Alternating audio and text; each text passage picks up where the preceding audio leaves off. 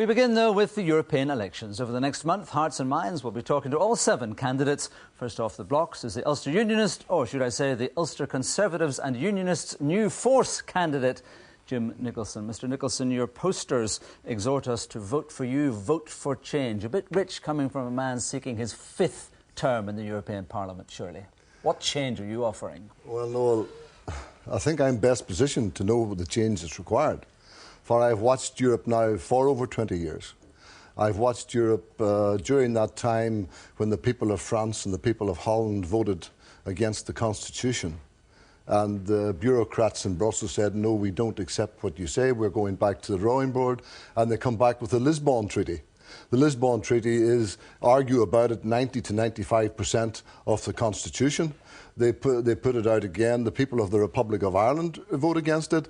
And now they say to the people of the Republic of Ireland, we don't accept what you say. Go back and vote again and give us the result you want. So and yes, we do want change. Yes. We do want change in Europe. We want change to tell the bureaucrats that we don't want them off our backs. And I want to be part of Europe. Don't get me wrong. I call myself a Euro-realist.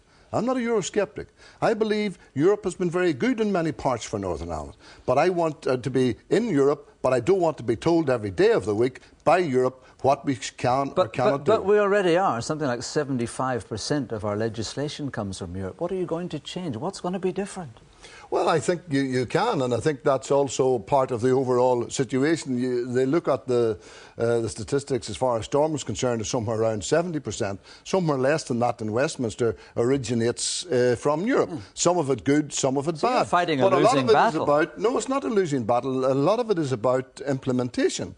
When it comes from Europe, as I tell the people, you get a 12-page document coming from Brussels. It goes to Paris, it becomes a 6-page document. It goes to London, it becomes a 24-page document, and it's all about implementation, and we have got to get back to that. But you can't not implement it. In some way you have to do it. So Europe controls us anyway to that extent. Yes, but the problem is at the moment the implementation is not the same in every member state. We have a situation throughout Europe where Europe is putting down bureaucratic and making bureaucratic decisions, for instance, to our farmers on the standard of the food that we produce, which is one of the best in the world. But on the same hand, they're allowing cheap food to come in from other parts of the world that's not produced anywhere close to the same standards that we have. That is unacceptable. That is what has to be ended. And during the last Parliament, I myself, along with the Agriculture Committee, fought a campaign to stop the Brazilian beef, which was not produced to the same standards, to come in to anywhere in Europe, and we succeeded in that. All right.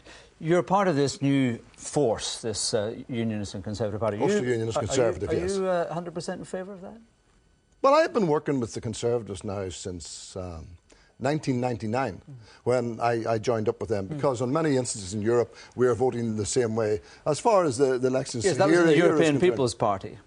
No, that was within the British Conservative delegation in the European Parliament as part of the European People's Party. Which you're now going to have to leave because the Conservatives want out of it. Which we are now going to probably... We are not going to probably... We are actually going to set up a new group, a new Euro-realistic group after the next election, say that being which will be very substantial within the European Parliament and very powerful. We'll talk about that. You used to say that being part of that EPP brought you right to the heart of decision-making. It was a very important thing to be. Suddenly, you're going to be marginalised. You've lost all that influence. No, I don't think so. And there's no doubt, certainly to be part of a larger group like the EPP, one of the difficulties was its federalist nature and its federalist content. I'm not a federalist, so if this other group can be formed and can come forward and can be meaningful... It's a lot of ifs. In the meantime, you've lost your influence at the heart of Europe. Well, let me then tell you, Noel, come back after the election's over, and you will see whether we'll form the group or not. I'm very confident we will have a group after the election. Because who are your potential partners in that group? You need to have members from 6 member states, and it needs to be something like 25... I think it's 7 member states. Including the UK. 6 other member states, and it has to be at least 25 people to be recognised by the European Parliament. Yeah, the numbers are not a problem. It's the number of flags you would get. Right-wing groups in Poland and Czechoslovakia? No, they won't be. And certainly the group that's going going to be coming at the moment from Czechoslovakia is the present Prime Minister, Mr. Topolanek, is part of that. And they will come from many other regions and other areas, and we've been talking to many people. And no, they won't be right-wing fanatics or anything else. Noel, I stand in the centre of politics, and I'm not going to go and join the right wing now. It'll still be a small grouping. And you're going to leave the biggest grouping. You're surely losing influence for Northern Ireland. No, well, you see, that's not the way it works because nobody... It used to be. You used to say that was the way it did work. No, but let me tell you how it works. No one in the European Parliament has a majority. The European Parliament works by compromise and consensus.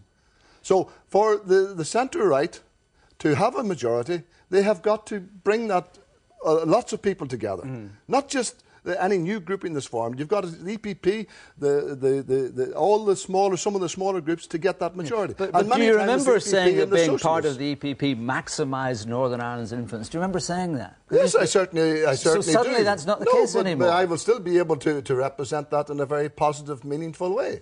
Yes. No, I have no problem about that. That doesn't give me any thought. What about surrendering your independence as part of this new force? I mean, if there's you'll have to swallow or take the Conservative line in all of the European positions, I'm sure. So if there's something that would act in the favour of English MEPs but against Northern Ireland's, you'll lose out, won't you?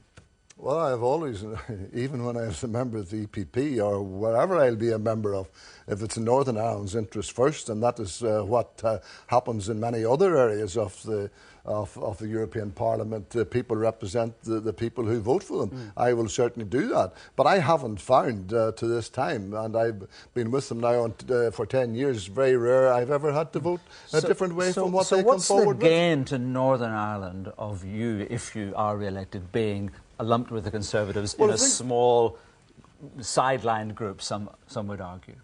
Well, I think it's more than being a sideline group, and I will take issue with the fact you called it a sideline group, because it won't be. Well, it was just the Lib Dems said that's well, in actual fact, it could be bigger than the Lib Dem, the group the Liberals are in. It could even be bigger than that, and I'm certainly we're trying to hope to achieve that. Okay, but what's the gain to Northern Ireland? For Northern Ireland for the future is that we will be part of a national party. We can, as David Cameron said, be part of government, and we should be part of government. Specifically in terms of Europe, though? Oh, well, I think what I'm saying to you is it's wider. The European election is the first of many elections in which we'll hopefully stand with the United Force. This is the first time I have two united parties behind me going into an election. The Ulster Unionist Party and indeed also the Conservative Party is behind me in this particular vote as well.